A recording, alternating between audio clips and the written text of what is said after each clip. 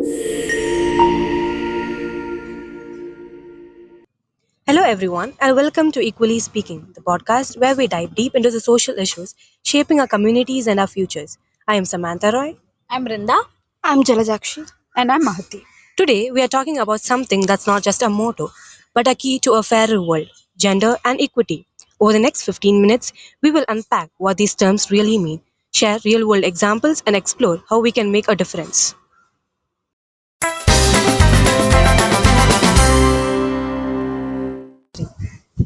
Episode 1 Beyond the Binary Rethinking Gender in Modern Society. So, in this episode, we'll be discussing on gender and equity. Let's start with the basics. Gender equity is about the fairness, making sure everyone, regardless of gender, has the resources and the opportunities they need to thrive. It's about acknowledging that systemic barriers and social expectations often affect people differently based on their gender. So, instead of offering a one size fits all solution, equity look at what each person actually needs to succeed. Absolutely right. It's different from gender equality. Equality says treat everyone the same. Equity says treat people in a way that takes their account circumstances to the outcome is fair. Think of it like this. If we are all at a concert and can't see the stage, equality would give everyone a stool of same height. But if one person is taller and another is much shorter, the stool won't help equally. Equity would give the shorter person a taller stool so everyone can see the And that's an important distinction because the real goal is equal outcomes and not identical treatment. It means recognizing the unique challenges that people face and responding with solutions that actually work. Only then we can build systems that are truly fair, inclusive, and just. Episode 2 Equity in Action Real Stories, Real Change. In this episode, we are going to talk about the challenges that comes with gender and equity. Let's talk about where this plays out. One big arena is the workplace. Women are still underrepresented in leadership and certain industries. And when they represent, they often face barriers like pay gaps, limited mentorship, and unequal access to growth opportunities. These challenges not just appear overnight, they are rooted in long-standing systems and attitudes. Yeah, exactly. In some STEP fields, women make up only one third of students, and globally, only about 14% of professors in top universities are women. Because that's not just a number of interest, it's about the access, mentorship, and bias that shape opportunities. And it's not just in academia. Corporate boards are another example. Many still have few or no women in there. Some countries like Norway have introduced quotas to address. And people sometimes push back against quotas, saying they're unfair. But here's the thing systems weren't built equally in the first place. Quotas are a corrective measure and not a handout. And let's not forget the economic argument. A World Bank report estimated that closing the gender gap would add trillions of dollars to global GDP. Yeah, but it's not just numbers, it's human stories. Jala, you once shared that you were started in engineering. You were the one who told two women in your class. Yes, it was intimidating, not because I couldn't work, but because the environment wasn't always welcoming. Jokes, subtle biases, even professors assuming I'd switch to different field. That mental burden is part of equity conversation. Also, the stereotypes start early. Think about how children's toys are marketed trucks and robots for boys, dolls and kitchen sets for girls. Those little reinforcements shape how kids see themselves. Episode 3 India Today, India Tomorrow. In this episode, we'll be talking about what has been happening, instead, what should happen.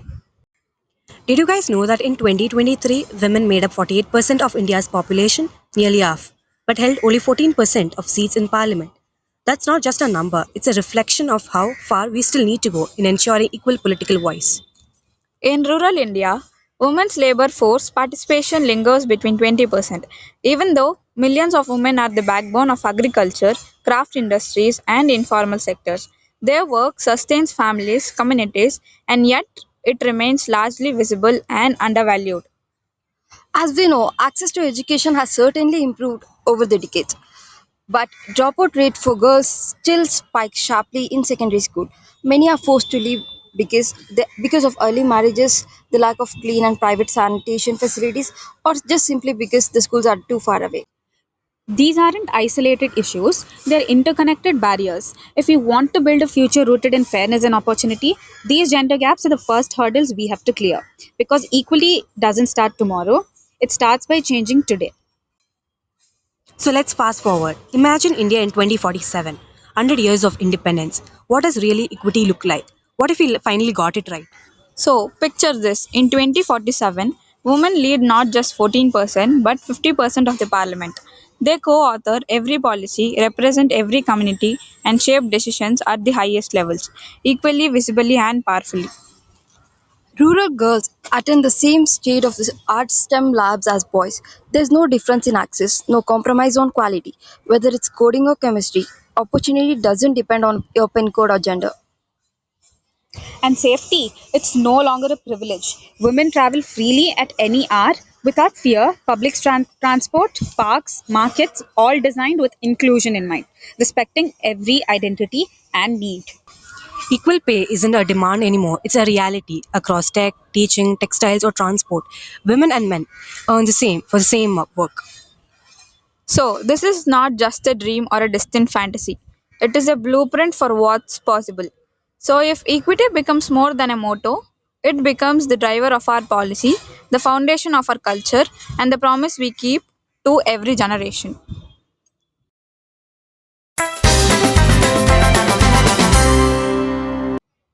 Episode 4, Minding the Gap, More Conversations on Gender. In this episode, we'll ask ourselves and make a quick reflection. Let's take a pause, a quick reflection for all our listeners. Change doesn't start somewhere far away, it begins with awareness right where we are. So, yeah, ask yourself this. In your workplace, who speaks the most during meetings? Or who gets interrupted and who gets hurt? And also, who quietly takes on a visible task like organizing birthdays or setting up events without recognition? Now, think about your school, college, or local community. Are leadership roles like class mentors, club presidents, or community heads, you think they are just equally distributed, or do the same type of people always lead, while others stay in the background? And if those roles aren't balanced, ask yourself why. Is it because of the outdated policies, the unquestioned traditions, or just the way things have always been? Something we've accepted without challenge. Sometimes, simply noticing these patterns is the first and most powerful step toward the change. Once we see the imbalance, we can begin to question it and then reshape it. So, yeah, take a moment to consider how these dynamics play out in your daily life. Are there moments when you or someone else is expected to conform, to retain roles just because of gender? How does that make you feel? Think about the spaces you're part of, your family, your workplace, your community. How inclusive are they really? Where could they do better to support everyone equally? And most importantly, what small actions can you take today to challenge those unfair norms? Change doesn't have to be big all at once, it starts with the little things we choose to do differently. Episode 5, Building the Future, The Changes. In this episode, we'll be discussing on how to get there and where to start. So, how do we get there to the equitable India we just imagined? It's not about a single solution, but a combination of focused efforts that touch every part of the society. Yeah, start with education equity. We must invest in girls' secondary and system education, not just access, but quality, encouragement, and pathways to real careers. Because educated girls become empowered women who lead, innovate, and uplift communities. Yeah, then comes economic empowerment. We need targeted credit access, robust skill training, and real investment in women led enterprises. When women thrive economically, families stabilize, communities grow, and entire economies benefit. Representation matters, visibly and structurally. Gender quotas in politics and corporate boards are not about charity. They're a stepping stone towards balanced decision making until equity becomes the norm and not the exception. Let's not forget infrastructure. We need a safe public transport, clean and accessible toilets, well lit streets, and universal digital access. Without these, women and girls remain limited by barriers others don't face. And yeah, none of these lasts without cultural change. Media and storytelling must show women as leaders, innovators, risk takers, and change makers, not just in token roles but as central characters in shaping India's future. And also, let's remember, equity isn't just a women's issue. Men also face pressure from rigid gender roles to be providers, to suppress emotion, to tough it out. Like building an equitable India means breaking these boxes for everyone so all genders can live with the freedom and dignity. Exactly. An equitable future uplifts us all. When we are challenging gender norms, we open up space for healthier relationships, shared responsibilities, and workplaces where everyone can contribute fully, not despite their gender, but because we've moved beyond limiting it. So, let's wrap the podcast up. Gender equity matters because it's not just about fixing issues for one gender. It's about building systems where everyone, regardless of identity, background, or circumstance, has a fair and equal chance to thrive with dignity. Yeah, it's about acknowledging that the play field isn't level and then committing to the ongoing work it takes to level it. Real changes comes when we stop accepting imbalance as a normal. And that work doesn't start in government offices or boardrooms alone. It starts with each of us in our homes, our schools, our workplaces, and the small decisions we make every day. Creating an equitable future means holding space for voices that haven't been heard and actively challenging systems that silence them.